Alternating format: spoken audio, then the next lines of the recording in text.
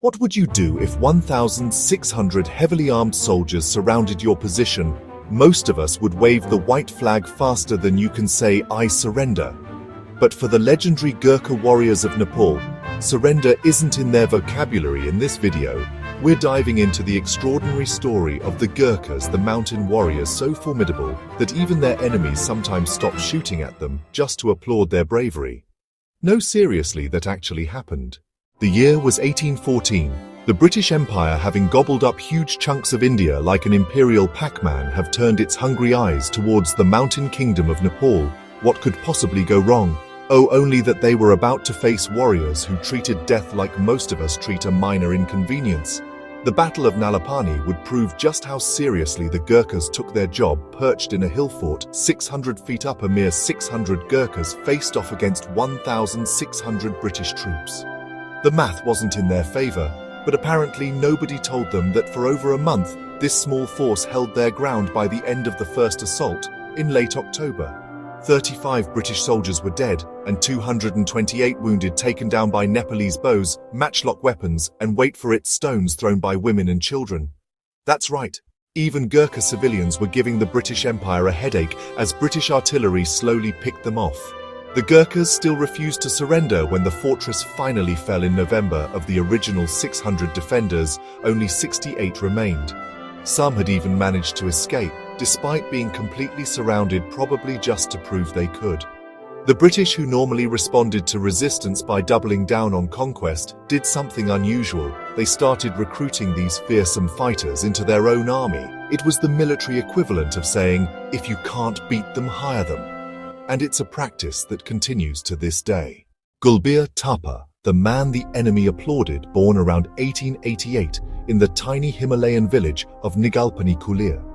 Tapa found himself at the Battle of Loos in France in September 1915.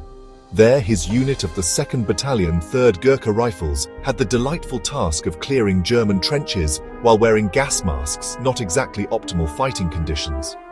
By the end of their push, Tapa was injured and the last man standing from his group. Most of us would consider this a good time to call it a day, but Tapa spotted a wounded British soldier from the 2nd Lashkar Regiment, despite the soldiers pleased to leave him behind, which would have been the sensible thing to do.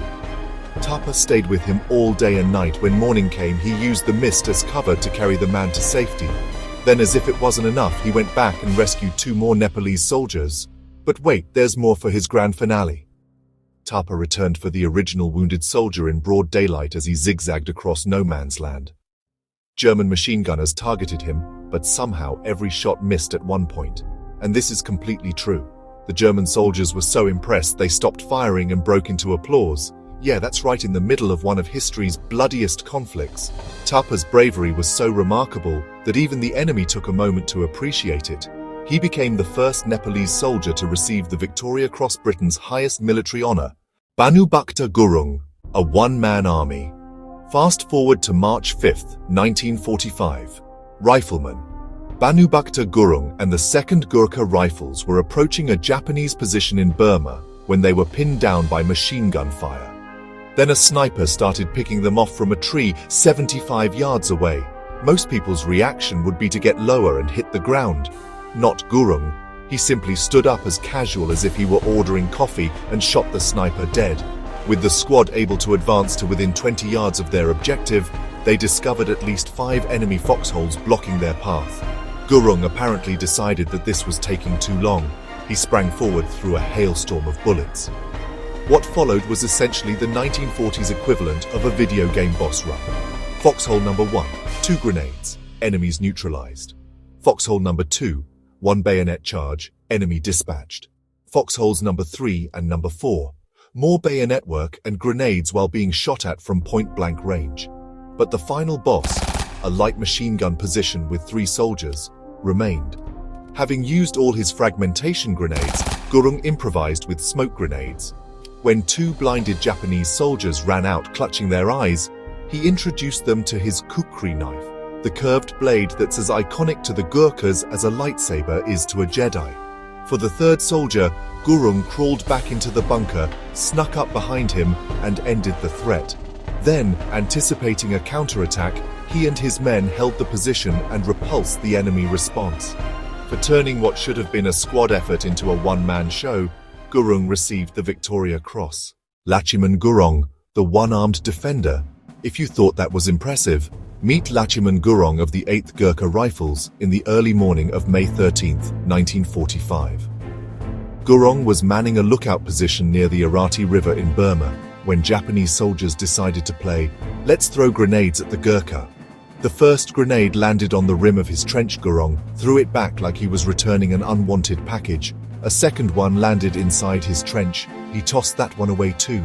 When a third grenade appeared, he grabbed it, but this time it exploded in his hand. In an instant his fingers were blown off, his right arm was shattered, and his face, body and right leg were severely wounded.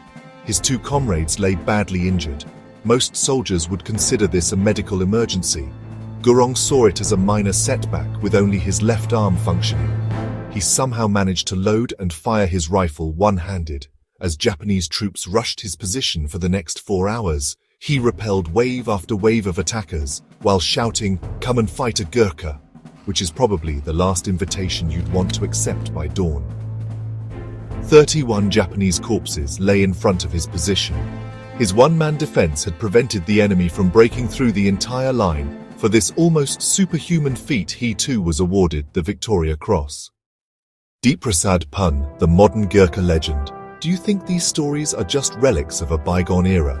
Meet Acting Sergeant Deeprasad Pun of the 1st Battalion Royal Gurkha Rifles on September 17, 2010. Puna was on watch at a compound in Afghanistan when he heard a noise that he initially thought was a cow. Spoiler alert. It wasn't a cow. It was Taliban fighters setting up an IED at the compound gate. What followed was 17 minutes of pure action movie material. Except this was real life alone in the pitch black.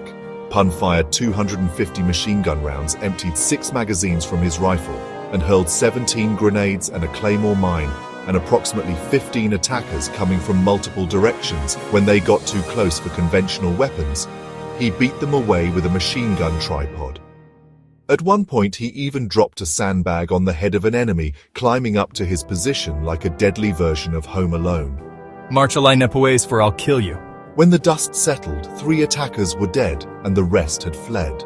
A wise decision when facing a Gurkha. Pun was awarded the conspicuous Gallantry Cross, Britain's second highest combat honor. From the mountains of Nepal to battlefields across the world, the Gurkhas have built a reputation as some of the most formidable warriors on the planet. Their motto might as well be death before surrender, but preferably the enemy's death. What makes these stories even more remarkable is that these weren't superhuman giants. Most Gurkhas stand around 5'3" into 5'7" in, or 1.6 to 1.7 m tall. What they lack in height they make up for with courage that seems to defy human instinct. Today, Gurkhas continue to serve in the British Army and the Indian Army, maintaining their legendary status. The rigorous selection process to become a Gurkha remains one of the toughest in the world, with thousands of young Nepalese men competing for just a few hundred positions each year. So the next time you're faced with overwhelming odds, remember the Gurkha way. Stand your ground, face the enemy, and if all else fails, maybe drop a sandbag on their head.